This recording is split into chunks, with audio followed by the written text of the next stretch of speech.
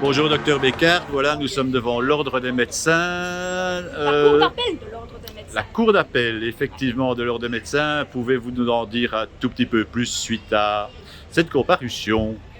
Oui, donc j'ai assisté, pour un peu expliquer la situation, j'ai assisté la semaine passée à la cour d'appel de mon collègue Dr. Chris Schaublume, de Preventievaccinatiesraad.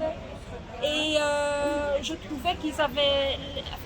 moi j'étais dans la salle et voilà, j'étais très mal après. Pendant 2 jours, c'était très agressif, ils étaient méchants, ils ne respectaient pas le docteur Chris Schaublume. Ils l'ont même traité de criminel à un certain moment. Donc ils ont dit vous êtes responsable de ces enfants qui ne se font pas vacciner, le fait que les enfants qui ne se sont pas fait vacciner pour la rougeole, c'est à cause de lui peut-être qu'ils sont morts, voilà, des choses comme ça. Donc j'avais en fait très peur aujourd'hui pour affronter ça, pour affronter cette agressivité, cette méchanceté.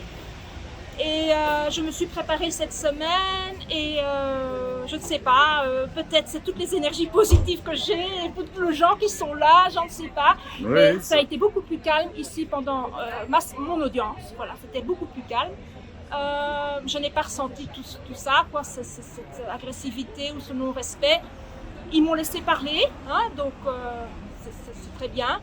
Donc ici, donc là, la libre expression est valable, mais quand visiblement, parce que la sanction, ça vient en fait du fait que j'ai souligné et soutenu le prix Trant numéro 1, ça c'est déjà le numéro 2, donc c'est l'association Preventievaccinatiesraad pour laquelle je suis déjà 10 ans actif, qui a sorti ça en juin 2020, parce que voilà, on veut informer les gens correctement. Les bons côtés et les mauvais côtés du vaccin, ce qui ne se faisait pas à ce moment-là. Voilà, et voilà, c'est suite à ça que la plainte est venue. Et voilà, donc moi je compare ça à l'acquisition des Moyen-Âge. Donc on ne peut pas, parce qu'on a une autre vision, parce qu'on pense autrement, visiblement, ou parce qu'on n'est pas Van Ranst, ou Vliegen, ou Dr. Deneyer, ou on n'a pas la connaissance on alors. peut rien dire, visiblement, et c'est ça qui n'est pas normal aujourd'hui. Donc c'est une question de libre expression, de démocratie, c'est aussi de notre médecine, finalement, de notre bonne médecine. C'est ça qu'il s'agit, pas de moi finalement. Et de l'avenir de notre médecine également. Voilà. Eh bien, écoutez, le résultat dans 2 mois, entre 1 et 2 mois, nous a-t-on dit Voilà. Voilà. Mais je suis déjà super contente d'avoir pu réaliser qu'est-ce qui se passe ici aujourd'hui. Voilà. Eh bien. Docteur Beccart, merci beaucoup. Bonne continuation. Et à bientôt. Merci. Au revoir. Nous sommes en présence du docteur Hilde de Smet. Docteur, bonjour. Suite à cet appel ici à l'ordre des médecins, pouvez-vous nous en dire un petit peu plus? Comment ça s'est passé? La raison?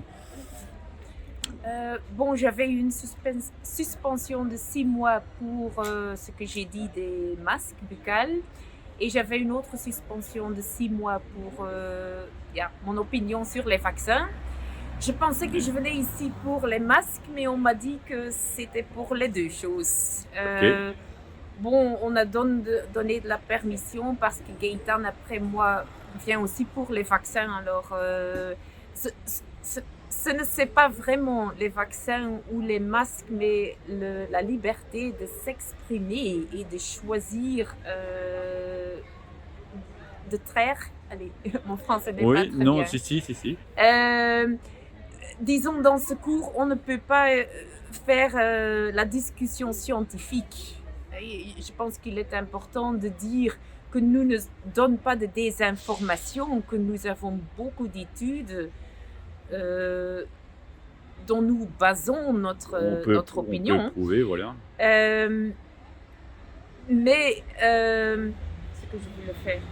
Alors, ce n'est pas la discussion scientifique ici, mais c'est le fait que les médecins ne peuvent pas avoir une autre opinion que le narratif officiel. Le consensus. Et que l'ordre supporte cela parce que nous sommes punis, parce que nous avons une autre opinion scientifique.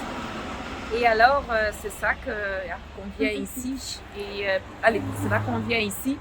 Et comme toujours, j'ai eu un bon sentiment. Je pense toujours, oh, les gens, ils sont ouverts et ils entendent tes arguments. J'ai eu toujours cela quand je Oui. venais à l'ordre. Et après quelques semaines, tu reçois une lettre et tu as une suspension que tu n'expectes pas. Et ça, c'est vraiment... je me sens parfois dans il y a le roman, le procès de Kafka. Oui. Et c'est un peu comme ça. C'est vraiment... Tu expectes quelque chose et quelque chose d'autre se passe. Et bon, on va voir. Peut-être maintenant, ce sera différent. C'est une autre groupe. Ils sont indépendants de l'ordre soi-même. On verra. Ok, après la plaidoirie de vos avocats, il n'y a eu aucune question qui n'a été posée apparemment. Oui, Donc, c'est bizarre. On c'est- n'a pas... Moi, je pense que une des problèmes, c'était le public. Il y avait des gens qui étaient en train de filmer et on ne l'aimaient pas du tout. Oui, ça pouvait les mettre mal à Et je l'aise. pense qu'il avait peur de s'exprimer devant le public. Parce que moi, je pense que tout le monde, dans soi-même, sache quelque part que ce n'est pas juste ce qu'il faut. Oui, oui. Et pour ça, ils ne veulent pas y venir dans le public. Alors, ils se sont tus.